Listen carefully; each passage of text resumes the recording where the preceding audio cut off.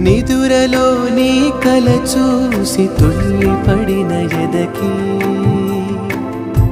ఏ క్షణం ఎదురవుతావో జోల పాటవై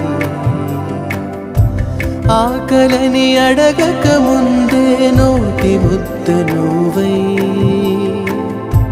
ఏ కథలు వినిపిస్తావో జాబిలమ్మ